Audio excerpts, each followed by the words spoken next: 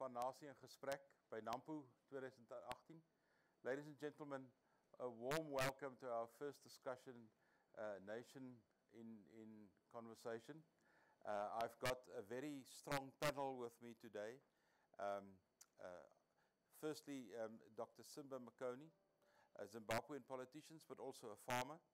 And then, of course, Chris Venter, CEO Afki Group. And next to him, Rafael Kuraui from the JSE, some farming experience and Namibian background, and then Russell Dupree. You wanted to be referred to as an entrepreneur in general. Great to have you all here. The discussion we're going to have today is going to deal with two very important issues. The one is the whole issue of policy uncertainty, policy and agriculture. What are the good news? What are the bad news? Why is policy so important? We know that policy in general are political decisions converted through a process to eventually become something that must be implemented to provide a kind of a playing field. What is it that doesn't work and what is it that works? So first we will discuss that, and then towards the end of our program we'll move into the scenario themes. What are the good news? What are the bad news? Where are we going? Where are we not going? And I'm already told my partner from Zimbabwe, we're going to ask him how the Zimbabwe scenario is going to look, because that's the one thing that we discuss quite often in South Africa. So let's start off firstly, Simba, policy. Why is policy so important in agriculture? Policy is very important, not just in agriculture, but in all walks of life, because policy defines the field of play, it defines the parameters that govern your actions. It also guides you in how you conduct your business, your game, if it's a game. Everything we do is conducted in terms of a policy framework. That's why it is important. It's the landmark. It's what tells us where to go, how to go there, at what speed to go there. Chris, can I ask you, you're in agribusiness. What is it that bothers you in the enterprise you're in the business you're in, about policy and agriculture? What are the missing links? Yeah, I think the biggest problem that we have is obviously making sure our customers are comfortable. And I think that in an environment where policy is not certain, an environment where your customer base feels uncertain of investing for the future, that creates concern. So we need to find a way in the South African environment to create policy certainty for the customers, for the farmers primarily, so that they must feel comfortable to spend that additional amount to create a new piece of land or to plant on a new piece of land and buy the inputs, buy the technology. And I think that is probably the biggest challenge that we have today. But we've heard the politicians saying so often, when we accuse them of policy uncertainty, they ask us this rhetorical question, but what is uncertain? what is uncertain about uncertainty? Well, I think the reality of the current environment is there's a huge debate going on nationally on land reform. That is uncertain. The environment must be such that any individual must feel comfortable to grow and invest in himself so that he can grow. So if you tell any business, whether it's an agribusiness or whether it's a bank or whether it's a farmer, that he can only have a certain limitation on his growth, then you doesn't necessarily create that appetite for investment. So that's an uncertainty. If there are any debates around land ceiling or ownership ceilings in terms of size of farms, that create uncertainty. If there's a debate whether I should have 50% of my farm being transferred or have parties invest in that, that's uncertainty. A lot of BE codes were created for business. And we were advised that if we can, if we have 26% black owned in our business, ownership in our business, that will give us a certain amount of BE points. Now that certainty is obviously what I think a farmer needs. And as long as you don't have that, then your customer base doesn't necessarily feel certain. So yes, there are certainty in terms of what is currently there, but there's a lot of uncertainty in terms of challenging that status quo by various parties in terms of what it should be. Thanks. Rafael, can I ask you this difficult question about ideology and policy? It seems to me, if I look at the policy world around me, I'm not exactly sure whether policy is driven by ideology or is it driven by the reality on the ground. Is it that the politicians would like to change the world the way they think it should be, or are they listening to the guys on the ground? Where's the magic? Thanks, Theo. I think really maybe to try and attempt to answer the difficult question is to say, in fact, a hybrid of both the worlds would be the ideal spot to be at. In other words, the politicians they are developing the rules of engagement, but they one wouldn't like to see that happening in vacuum. So, in other words, you really have to try to understand the needs of the farmer on the ground. He has been farming for the past 100 years around here on the South African soil. So I think a combination of acknowledging the fact that there are certain issues we need to redress, such as land reform, but at the same time trying to really see what is the best in terms of addressing this without really rocking the boat and seeing that it's a win-win for all citizens in the country. Russell, the paradigm you're in is a rugby paradigm. That's your policy paradigm. Now government asks you to play soccer on the rugby field, and you must do an investment. How do you deal with that almost ambiguity of a certain situation that you can see it's working, you know how it's working, and then this new issue, the new rules that they're putting on the game? Are you going to change the size of the field? Are you going to change the design of the poles? What are you going to do? Loaded question. I mean, I think you set me up on this one. I do think that we need to start at the beginning. Capitalism is a way that you believe tomorrow will be better than today. So it's about the allocation of capital. So if you want to invest in one asset, you're going to make a quick decision and the money will flow to that side. So there's a few things that we know about human nature. First of all, we're all in our self-interest. Okay, well, it's nature. So if you're not incentivized to do something, you won't do it, good or bad. And that is a common goal. If you go back to Plato and Aristotle, that has already been there. So if we don't know what's the rules of the game, how do you play the game?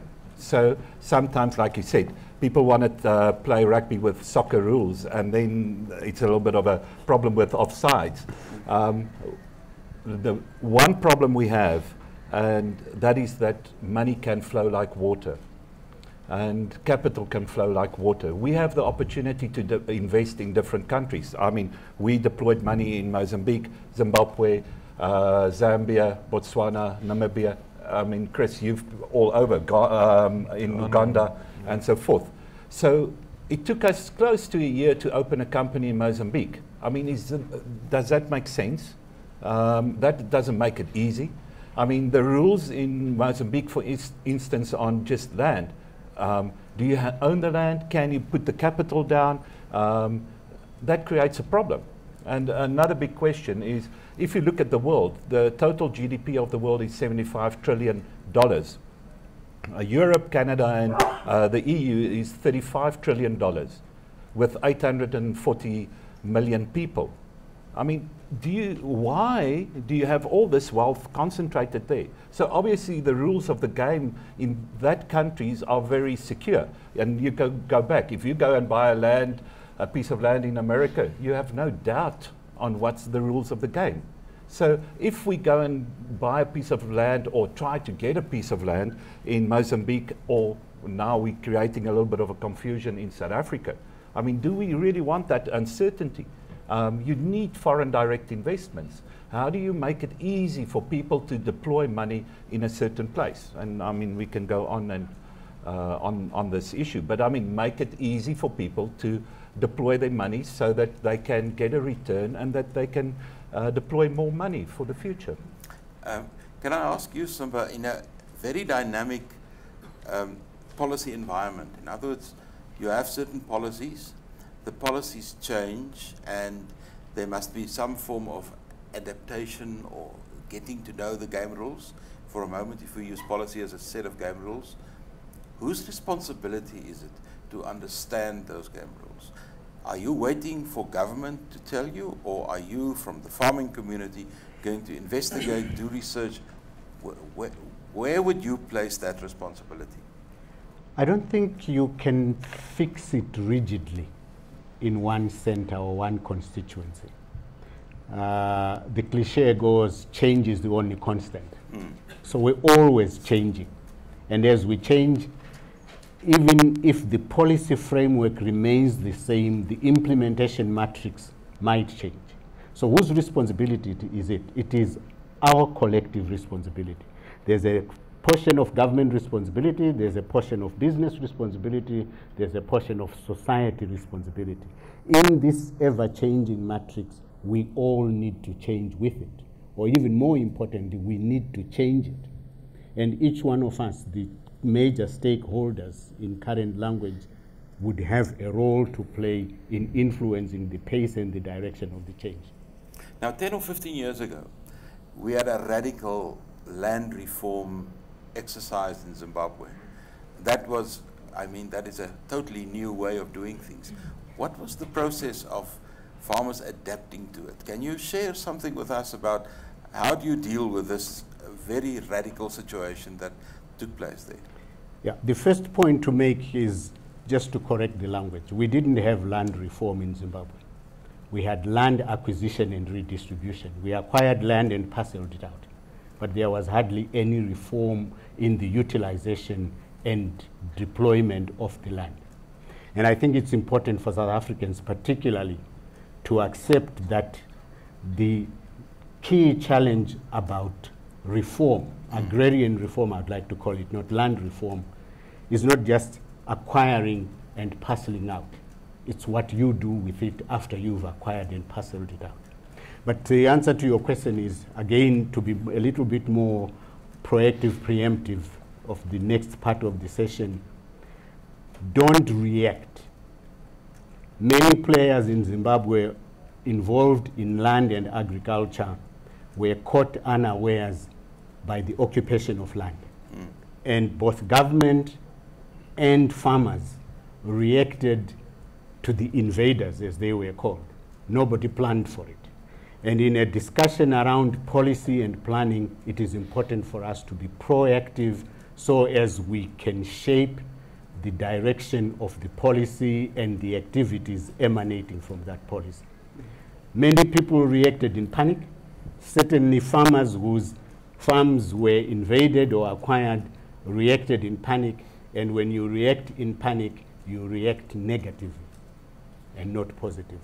And that became the hallmark of the land reform exercise in Zimbabwe. Panic, negative reactions, rather than proactive, positive actions.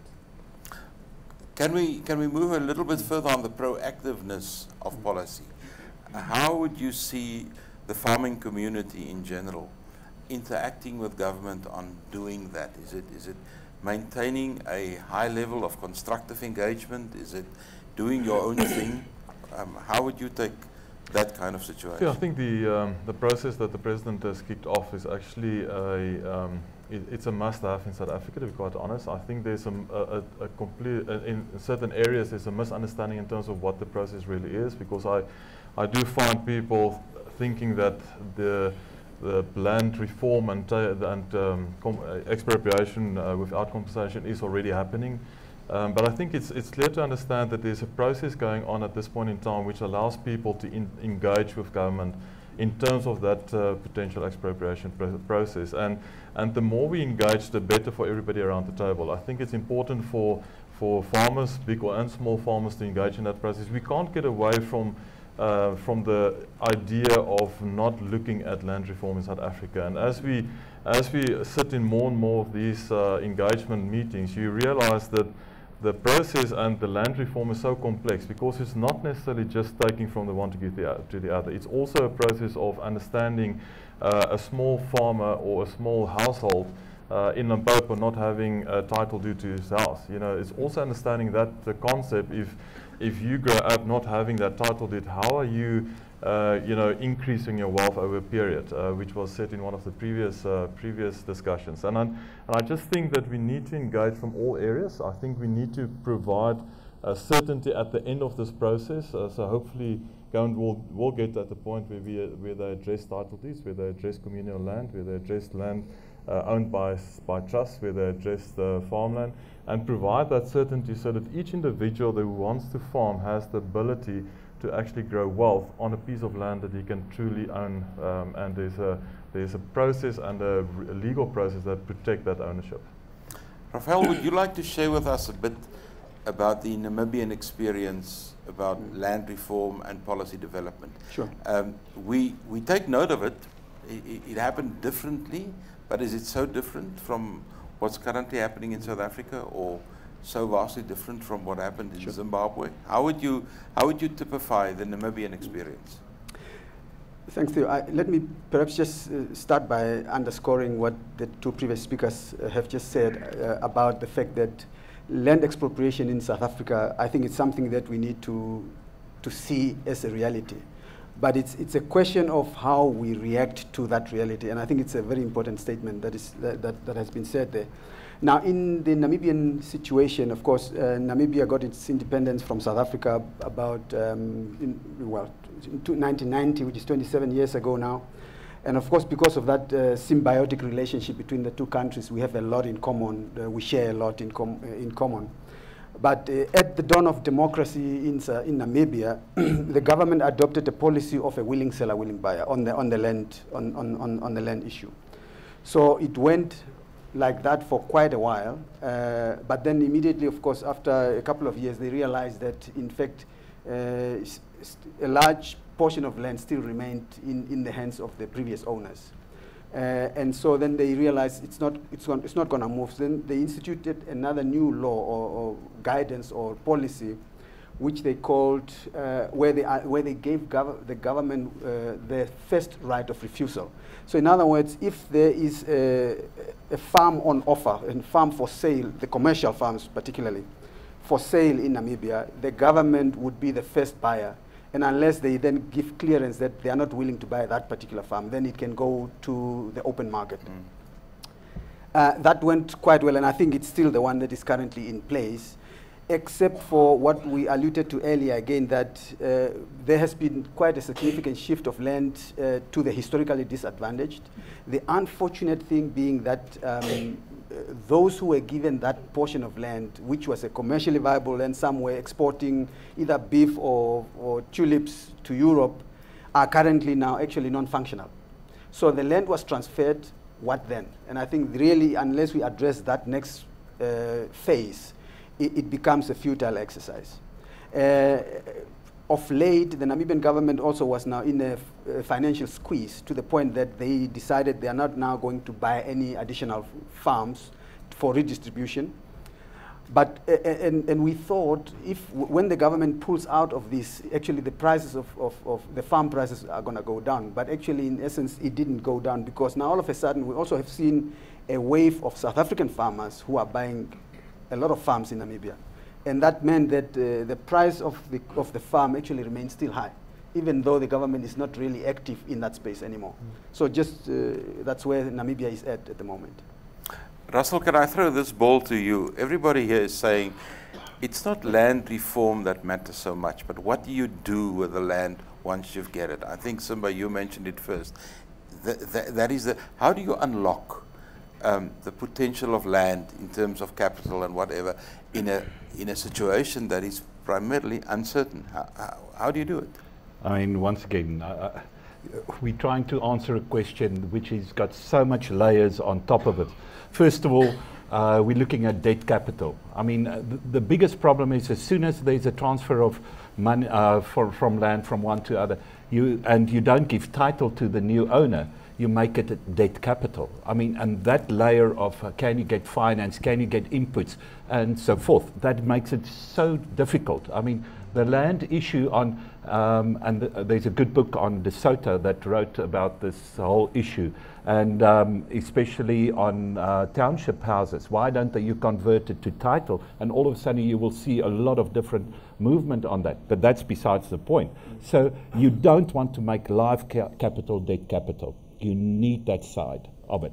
So out of an, yes? Yes, I just want to underscore that statement that I just gave that example where the Namibian government was buying land and distributing to the people, but the title of that new land remained in the name of government. And then they gave a 99-year allocation or something like that. And all of a sudden, commercial land which was viable, bought by government for redistribution, becomes useless. And just you saved me on this one. So first of all, because the point is, what's the goal of society? So first of all, back in 1956, the Tomlinson report that Verwoerd asked that they wrote it, and he came back and said, we need to transfer land to the people in Transkei and all their homelands. And Verwoerd said, no, we can't trust the people to have their own land. And we want to make the same mistake again. I mean, ownership is so important for anybody. So do we want to just keep on making the constant same mistakes? No, we don't. So what's the goal? We want health, wealth, wholeness, and the whole thing for any of our society or the people in our society. So I really do think that you can't live without title, and we need to focus that the people, that's been wrong in the past. So there's no doubt that there's definitely been sins of our fathers, absolutely. How do we make it right? But for the long run, how do we gain the momentum that's already been created? So please, let's do the distribution, but keep the title. Give it to the people that used to own it then, and then the system can go on. Don't, we're here to solve the problem of poverty. And how do we do it? That should be the question. Not about who owns the land or not, as long as we can.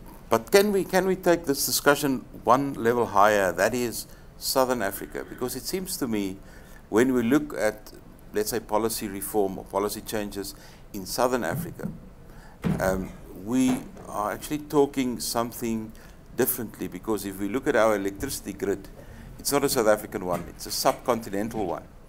If the power drops in Cape Town, it influences Namibia or Zimbabwe or even Mozambique. If the dams of Mozambique don't work, Johannesburg feels it. It's a subcontinental grid, the same with water. How do you deal with agriculture in this southern African continent? Shouldn't we change the way we look at things, incorporating more than just South Africa? Yes, I think the simple answer is agriculture is one, if not the most important integrator of our economies. If we act properly, if we formulate the right policies in each country and then connect them regionally. I'm aware that if this history is correct, as way back as 1939, there was an agricultural economics professor at Potch who saw the potential of tapping water from the Zambezi for the northern Transvaal. Now, that vision... I missed that guy. I wasn't at Potch that time, but... that vision is what informed what you've just referred to, what is now called the Southern African Power Pool, the integrated regional grid. It comes from Inga in the Congo down to Cape Town. Absolutely. From Tanzania into Malawi. Agriculture can achieve that for us very quickly, very effectively. And it can solve some of the resource differentials that we have between our various countries. But let me say a little footnote to the discussion we had just a moment ago. And words can invoke emotion. Acquisition without compensation. I share a Zim experience. When our government changed the law from the entrenched clauses of the Lancaster House Constitution, which is what ushered our independence. And land acquisition was one of the areas that couldn't be touched for 10 years. One of the elements they brought into the new Land Acquisition Act was acquisition without compensation. And it generated a lot of emotion until people understood. What government meant was we were not going to pay for land, but we were going to pay for the improvements on the land. And when you did the numbers of the irrigation systems, the barns for tobacco curing, and the pumps, the price of the land or the value of the land was insignificant. You could literally write it off before the depreciation. So we could get stuck on words and slogans, which, if we unpack, are really not impediments to our going forward. Chris, going into this Southern African environment, you ventured in there. What are the good news? What are the bad news? How long time do I have? I think the issue is that you have primarily we come back to the policy issue. I mean, in all these countries you have different challenges. If I look at Zimbabwe specifically in the business that we have there, obviously currently there's a new regime, but we have historical issues there in terms of just movement of capital. So you want to continually invest, and I think the certainty that I raised earlier create that environment where you want investors to come in. Mozambique is different. There's a different environment in Mozambique. There's a different environment in Botswana and in South Africa. So the problem that you have is that we like to look at it as Southern Africa, but we sometimes forget that it's independent nations, independent legal systems, independent approaches in terms of capital and capital utilization. And then if you add the land issue to that in terms of certainty of ownership, then it's a whole new different environment in terms of which you need to operate in. So sometimes we enter into these environments of saying, you know, we know what we've done in South Africa, let's try it in Botswana or in Zimbabwe. It doesn't work. So you need to engage in that area, and it takes time to then do that. But from a process point of view, if we really want to say that Southern Africa needs to be a provider of food for the nations in future, you need to get almost to a planning process first to say, okay, what is it that we're going to need in 50 years? And how much food are we going to have to produce for our nations in 50 years? So that you can work back. It's almost like baking a cake without understanding exactly how the cake is going to look like. But you can't just use one of those ingredients, which is land, and then park it on the one side and say, well, we're going to treat this differently to the other parts of the ingredients, because then you end up in an environment where land means nothing. And then where does wealth come from if your fixed asset has no growth potential? And that is the difficulty and the potential risk that we sit with in South Africa, and we've seen it in neighboring countries.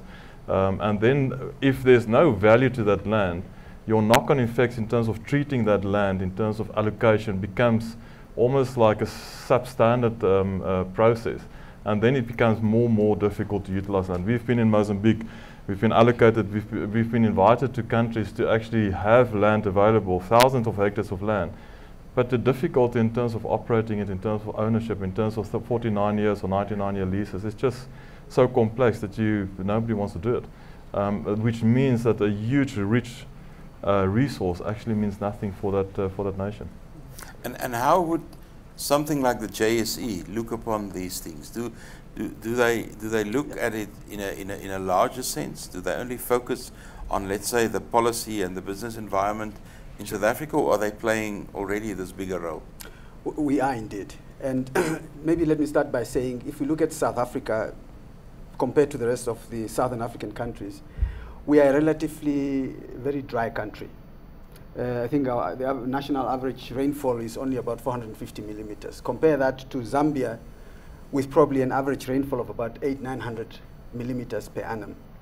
So yet South Africa is the breadbasket at the moment in terms of providing food to the rest of the subcontinent. And purely because we have really adapted very well, we have learned to do more with less. If you look at where the commercial farmers were 20 years ago and where they are now, we have probably gone down by 60% in the number of commercial farmers, yet we are producing at almost the same level, if not more, than where we were producing 20 years ago. So really we have to pat ourselves in the back as this commercial South African farmers in that respect. But where am I heading at here? At the JSE, we are the only institution that offers derivative instruments. These are now your futures and options which actually offer an opportunity for farmers to actually hedge the price risk. So in other words, you can lock in a price ahead of time. And these are instruments that I'm sure they have contributed to the vibrant of the grain industry here in South Africa. We identified this quite very early, and we started saying, is there any way we can roll this out to the rest of the continent, where we offer expertise which do not exist? And instead of those destinations to start from scratch, they can leverage on what we already have established here in South Africa. And our first port of call was Zambia. We have been working for a couple of years here to really now try and roll out these instruments which we offer in US dollars. And it was a first again for South Africa to be able to do that. We had to get special dispensation from the Reserve Bank to trade in a foreign currency for the Zambian market. The challenge is again getting back to the issue of policy. We sit here with a country where they end up distorting the free market by, say for example, they believe there's a shortfall of maize in a particular season. They would simply go and close borders between Malawi and Zambia, for example. And this creates a huge distortion in a free market. And those are some of the challenges, even as we are about to roll out these instruments into that country. Those are the challenges we are managing and talking to government to say, actually, when you have got these things, these hedging mechanisms, there's no need for you to panic and to run to close borders, except managing yourself and managing the... Yeah, it's a form of managing food security. Exactly. That's really what you're doing. Russell, can we move to the last part, and that is looking a little bit forward? If you want to develop scenarios about where we're going, the first step is really to identify the key uncertainties. What are those issues? I almost want to answer something on his statement about the weather. So what's the missing part? I mean, why is South Africa successful and those guys not food secure? So at a stage we did a index on food security against title deed, and it's a linear line. So the more secure your title deed, the higher your food security. So I mean, actually all you need to do is give title deed to the people in Africa and they would be food secure. So I mean, that is so the future for me is plain and simple. Take all the land in Africa and you make it from dead capital to live capital. You give the land to the people. You can even go as far as to say in Zimbabwe that no white man can have land, but only indigenous people. That's fine, but just give the title. Then you all of a sudden unlock this huge amount of capital to the balance sheet of that countries. I mean, Zambia is a good example on the farm blocks. So the future is unbelievable for Africa and South Africa if we do the right decisions. And it's all about value systems. I mean, any society's got basically 3 pillars it works on. Family or value system, law or trust and honesty, and the third one is property rights. It's been always like this. And if you take one of these pillars away, if you erode the value system of a society, you will find that the society will just fall away. So from our point of view, it's about allocation of capital, putting capital on a piece of land to build irrigation. So the future is bright if we make the right decisions. And I believe and pray really that our government will make the right decisions for the poor people. The people with capital can move. People without capital are trapped. So what you are actually telling me is that one of the key uncertainties and one of the issues that we will have to get our heads around is our notion of property rights and where property sits in this whole thing. Absolutely.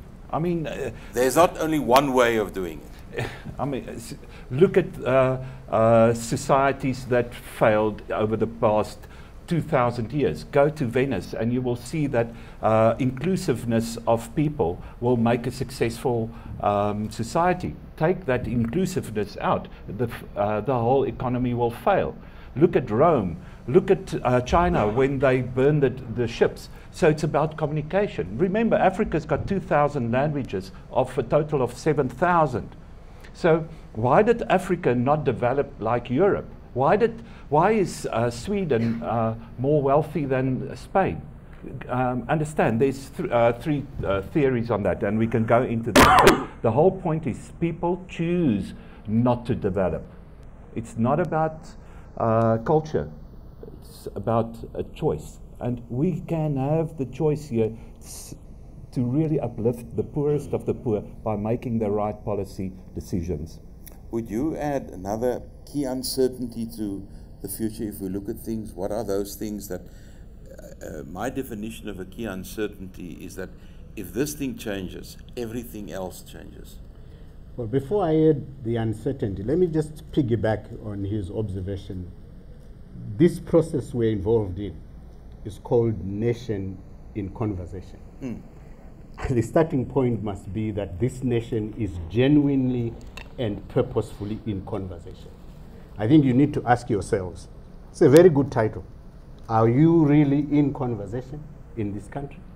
Are we in conversation in Zim? Are they in conversation in Namibia?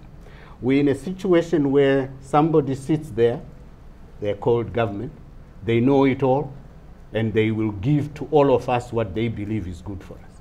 So I think the first step to remove the uncertainties of various kinds is for us to be genuinely engaged with each other. Not just on land, but primarily on land and agriculture, because that is our forte. Second, and more importantly, is that what we agree on out of this conversation, we do and do effectively and timelessly. We can make a very good policy and sit on it. The result will not come.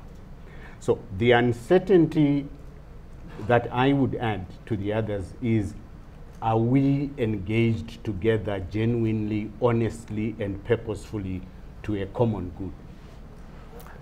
Very good point, and that is the discussion that takes place.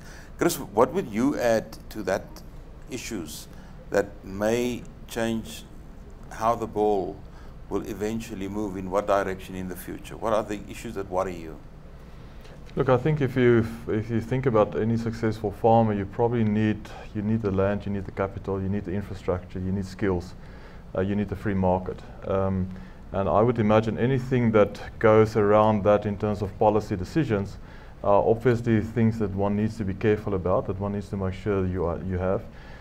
It's interesting that we say we want a huge market, and I've looked at the potential of Eastern Cape some time back, and we sit in an environment where in the Mpumalanga area we have lots of mines, so you have land available in Eastern Cape, and one needs to increase that opportunity there. But you then realize that the market's not necessarily there, and how are you going to deal with that? If we bring another 2 million hectares of land into production on the maize side, what will that do to the market? So you need to understand from a government point of view and from a policy point of view, have a planning process for 50 years, understand what you need, and then work back on those 5 elements of a successful farmer. And when you work back on those five elements, not one of those you would want to put into a negative environment where no investment happens. So if we can assist the farmers in creating the certainty around land, creating certain infrastructure. Infrastructure is not there in terms of potential exports. So we need to make sure that it's there, but it's not there sufficiently. If you look at road transport compared to rail transport.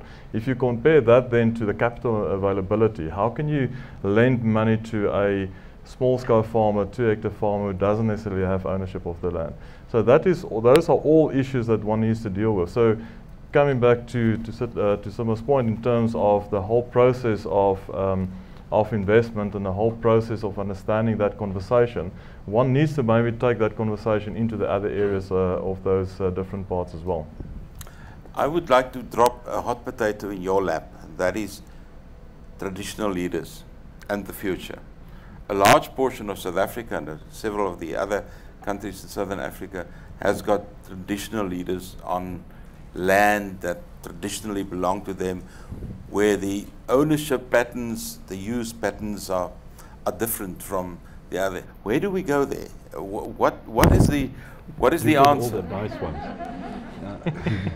Theo, do I have an answer for that? Man, Maybe one has to start by saying that if you look at European civilizations, at some point in the past, they had a classical similar structure than where we are at in Africa. But they have moved away from those kind of cultures. You know, I mean, they had either captains, chiefs, or whatever. They had unilateral land allocation, similar patterns that we see here currently happening in Africa, in most of Africa. And perhaps our own question should be, why did they move away? And by moving away, is that the reason why they are prosperous compared to where we are as Africa? And perhaps if we can find an answer between those lines, maybe then we can take a leaf from that and see what is it that we can apply in our own situation to actually go forward. The traditional land structure in South Africa in itself, even among the Africans, is so skewed that not everybody is happy. We don't need external people to tell us that. You know, some traditional authorities are treated more superior than others. Some have got full rights of allocating land to their subjects. Some don't have. So I think it's a whole. We need maybe a whole indaba on traditional land allocation. That's why I called it a hot potato, because it's politically very, very difficult ground to move on. Moving into the future, because that's where we're heading. If you look at the positive side, what would you say are the things that, if we do it right, will change the way the future unfolds? Because the future typically doesn't unfold in one direction. It unfolds in several directions. I will get to him later on the Zimbabwe scenario. I would like to give you the high road. Okay. No, so first of all, people do not understand the unseen of agriculture. Okay. So you have the seen and the unseen. So we've got a farm next to the Orange River where it's roughly 1,700 hectares under irrigation. People only see that every 100 hectares got one laborer on it. They would say, how do you create so little jobs and so huge capital deployment? So, but what the people do not see is the pumps at the station, or the water pump station that needs to be serviced, the bearings on the pump station, the pipes that needs to be fixed, the electrician that comes in. We bring in, we produce about 30,000 tons of grain a year at this farm, divided by 30. But people do not see the fertilizer coming in. People do not see the clearing agent that is bringing in the fertilizer. People do not see the bank, the insurance. So that this one job is actually creating 30 jobs around it. Take away this one farm, you will lose at least, according to me, 140 to 500 jobs, depends on. You don't see the co-op that is sitting there in the town. In our town, there's 2 co-ops that compete on this. And the mechanic that fixes the tractor. And I can go on. The guy that brings the diesel, Sassel, that you create jobs. So please understand, if we want to kick this table's leg off, let's do it. But know that the table is going to fall. So we, and well, is that positive? Is that the high road? Yes, the high road is, Chris, if we produce another 1 million hectares worth of grain in the Eastern Cape, our animal feed industry will grow at least with another 500,000 tons a year, and we will actually be able to grow chickens on a constant export parity basis. And we would not have to worry about brown meat coming in from Europe, and we don't need to worry about tariffs. So a surplus grain might create a problem on markets, but at the end of the day, the high road would be unbelievable, because Transkei is God's own country. I mean, you can put their avocados in there, like from here, from Umtata right through to Butterworth, and it would grow. So, I mean, the high road in this country is unbelievable. Just make the right decision. Let's not go backwards. Let's learn from history. Yeah, so I'm so excited about this continent. I want to, shout. And no, that's what I was looking for. But For you, I've got a special request, and that is share with us, since we're a nation in conversation. South Africans are talking about the future. Our parliamentary committees must provide some guidance by the end of August, which is not far from here. Apparently, they've got 140,000 submissions to work through. Now, I know a few parliamentarians. I can't see them working through that until the end of August. What lessons do we take from Zimbabwe? What is it that we shouldn't do? Well, let me share what you should do.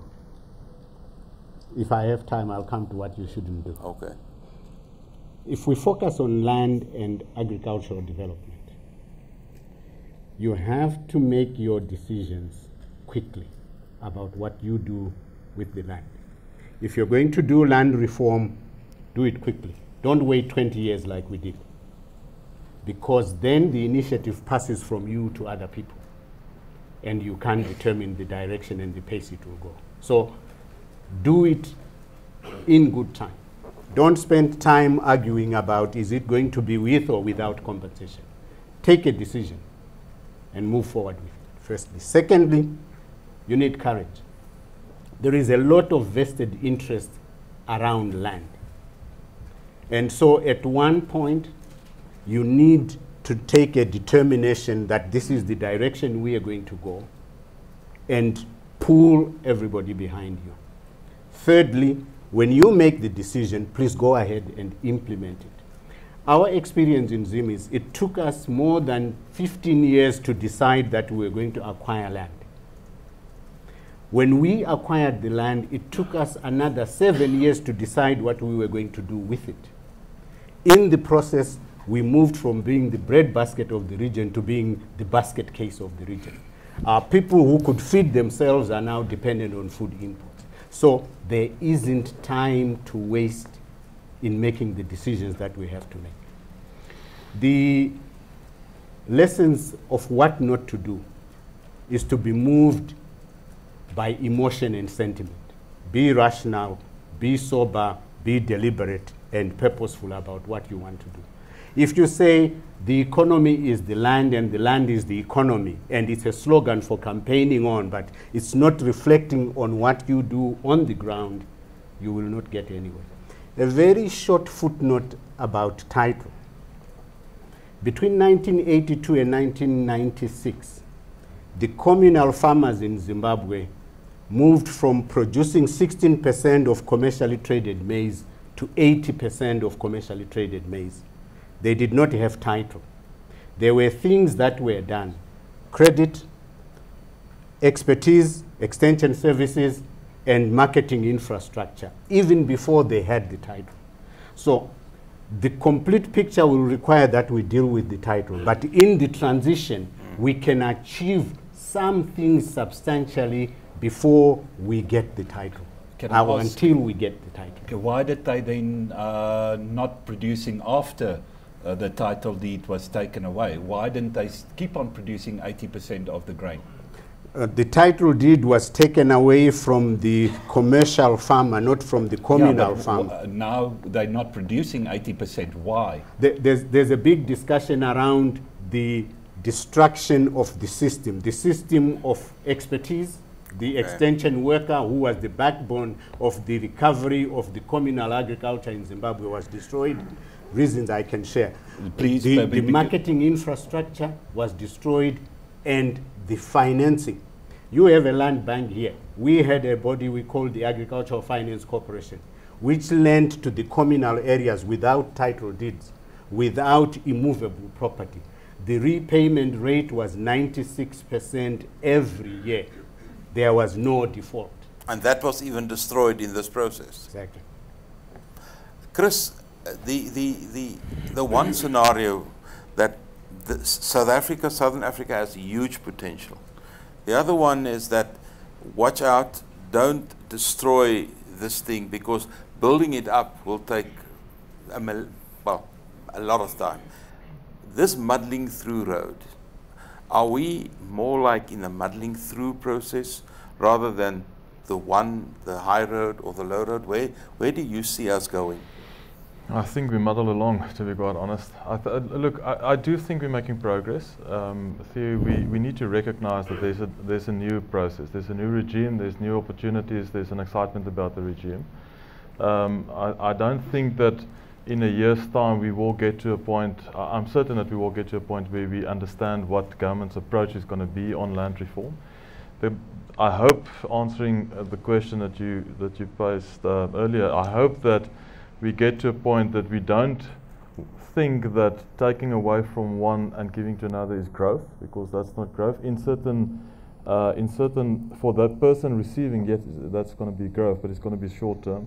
The intention would be, if we want to grow as a nation, you need to protect what you have and you need to add on to that. That's real growth. And in adding on to that, you need to create that skills and infrastructure. So if we talk about policy creation, we need to ensure that we get to a point that we can be comfortable in terms of the food production we have can be protected. Then we certainly need to also realize that we're not going to move forward if we don't get the small farmer and the small-scale farmer into production. So a lot of work needs to be done on those institutions that you refer to in terms of the land bank, in terms of development, to upskill those farmers so that we can get to a point that we multiply and increase farmer base. We come from 147,000 commercial farmers to 37,000, 30,000. So you need to start to increase that and turn around that deep, almost decreasing process over the last 20 years to increasing farmers again. I don't think that we can say to ourselves, just relying on small-scale farmers without title deed for food production is going to be realistic. You know, it's not realistic. We see that across Africa. Where you rely on small-scale farmers to produce for food security, doesn't happen. So you need a combination of good, strong commercial farmers. Whichever way we can protect it, we need to do that, and we need to have government in that process. And we need to understand what land ownership is in that process. And then secondly, we need to make sure that we create the next commercial farmer of 100 years from now. And that you can only do with good and well-positioned policies. Can I ask you a fourth kind of scenario environment, broadly speaking? We've got good news, we've got bad news, we've got muddling through, but there's a fourth one, and that is a guided kind of process. If we look at Museveni in Uganda, it's got the trimmings of democracy, it's got the trimmings of this and that, but it's actually a very strongly guided kind of society. Is there something in there for us in where we're going that we take? Clem Santa once wrote a book, Pretoria will provide, and other myths. Is there such a way? Let me try by just alluding to two facts, to two issues. The one is on, I think whatever we are discussing here is underscoring the fact that we need some certainty. If you look at the political system in South Africa, I think from democracy 10, 15 years down the road, we continued almost as business as usual, where we continued with willing buyer, willing seller principle in our engagement, especially in the agricultural sector. And then a while back, we heard of the concept of 50% market, or whether it was a profit share or equity share in a farming operation. Yeah. You are aware of that. I don't even know whether that was a policy, an official policy, or just the minister's own view. Exactly. So, and while we were deliberating to try and find out, is it possible that we could say, if you have got a farming operation, you can say, I'm sitting 50% of my farm with my workforce, and this is a way to redress the imbalances of the past and also to uplift the historically disadvantaged. While we have not even yet got to terms as to the modalities of how this principle or this concept is going to work out, we now hear of expropriation without compensation. My fear when one looks at this trend is actually that we are, the politicians are actually only trying to address, it's an electioneering slogans. That's what we are seeing. When we get closer to elections, we try to throw out something there to try and get a vote. And I think that's a signal which is probably not going to filter out or filter through to action. And same to what Simba is saying here, where we say, unless we act quickly and with clear guidance as to what actions are we going to take. And I think if we miss that, then this just becomes a political gimmick. And I hope we are not going down that route, because then it creates more uncertainty, more violence on the streets, and we become an ungovernable state, basically. The second comment, I think, is on the commercial farmer themselves. And it's a challenge where I'm saying, if you look at the emerging farmer in South Africa, I think we are really lacking behind. We have done good jobs. We've done quite a good, I'm sure, there are some pockets of excellence in the way, emerging farmers have emerged and have been, assisted. But it's so loose and almost immeasurable. We don't have a centralized metric where we really measure the progress of emerging farmers from what was and what is now. If every agribusiness wants to, blow its own horn as to what I have done and how I have succeeded. But I think if we really adopt a concerted effort to really see what can we do as a collective to share the risk of the emerging farmer and actually measure the progress along the value chain. You see, the dichotomy of the emerging farmer reminds me of the same dichotomy you've got in the building industry. Years ago, they wanted to define what is a builder and what is an emerging builder. Or the guys doing, they call them the Bakkie Brigade, doing renovations and so on. The interesting thing is, as soon as you've built your first house, you're out of the business of being an emerging builder. You're a commercial builder now. So that's the same kind of problem they had in a different sector. But we've got 5 minutes left, and I want each one of us to sum up in a minute or so your views. We've got enough time for each small 1-2 minutes summing up. Let's start with you. What would be this? We've had an hour discussion now on policy and the region and scenarios. What would be your takeaway points here? I mean, this is not a 1 hour discussion. I mean, this type of discussions has been really ongoing for 3,000 years. This is nothing new. The one thing is, Africa needs to understand that they've got the opportunity to go and look where success has taken place. Liberty is one of it. Look at America. I mean, they had to make a decision at a stage.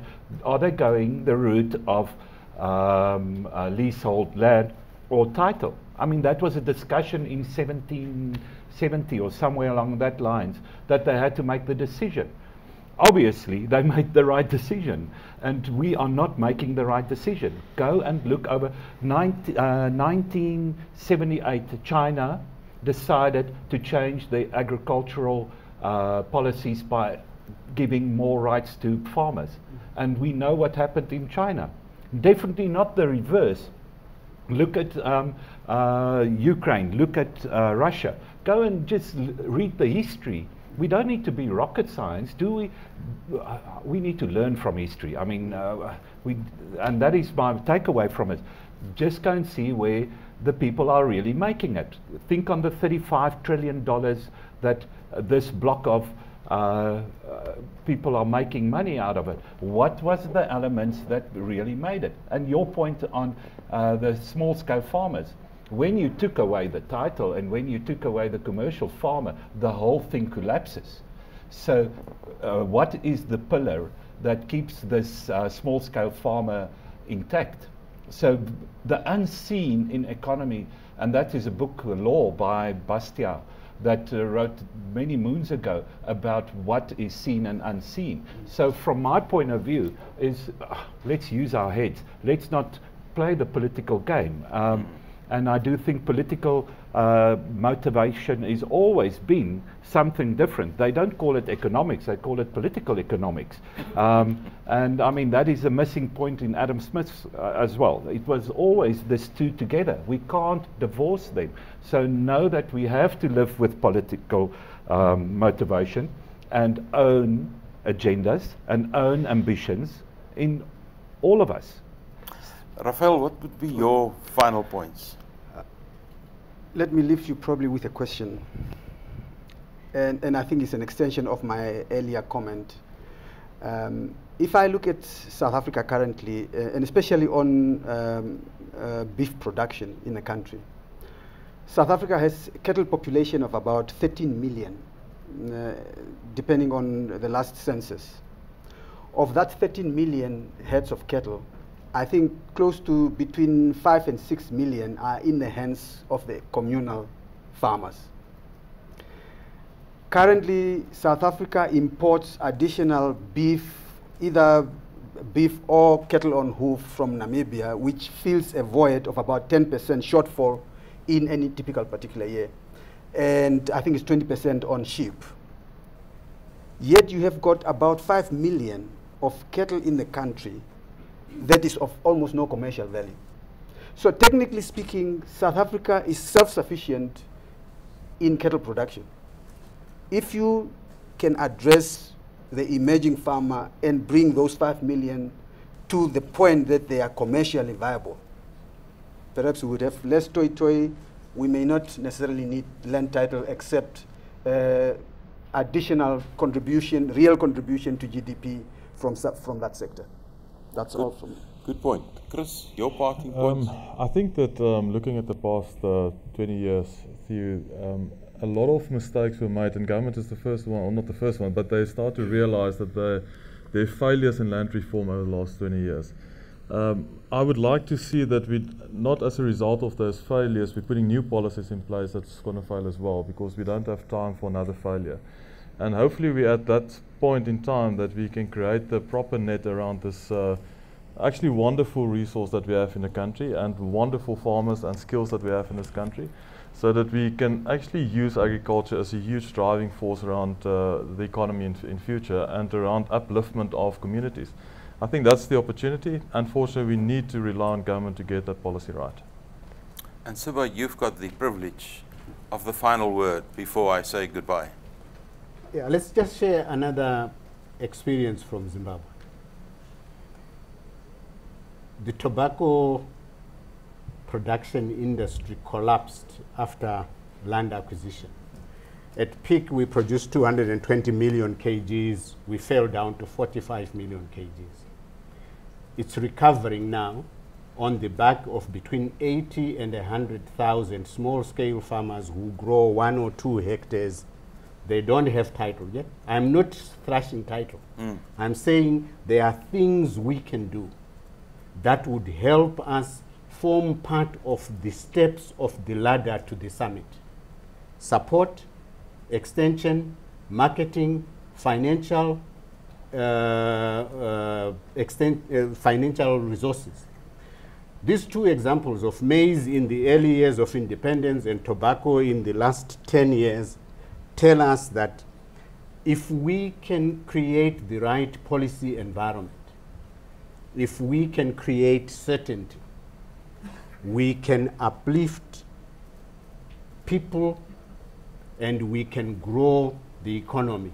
Tobacco is now back as the single largest foreign currency earner after mining in Zimbabwe, when it fell to 45 million kgs because of the support to the small-scale farmer. This dead capital in the communal areas, I would say keeping it that way is a crime for our countries. Absolutely. Sorry, can I just say something there?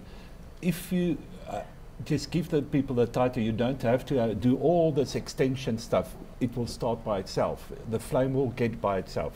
Much easier. Russell, thank you for that.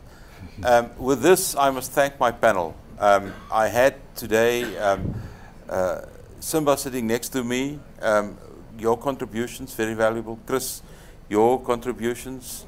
Same with you, Rafael, and Russell, yours as well. And what I heard today was that we should be forward-thinking, we should be creative, we should continue the discussion, and we should look at opportunities. And in that, I think there is a very strong future for South Africa to work things out and to get cool heads over mad heads. That's really what we need. And with that, I thank you very much for participating in this program.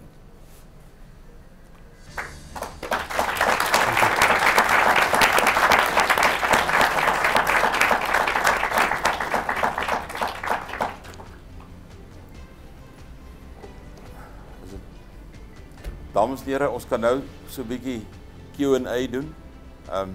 Kom ons vat net so 'n minuut of wat.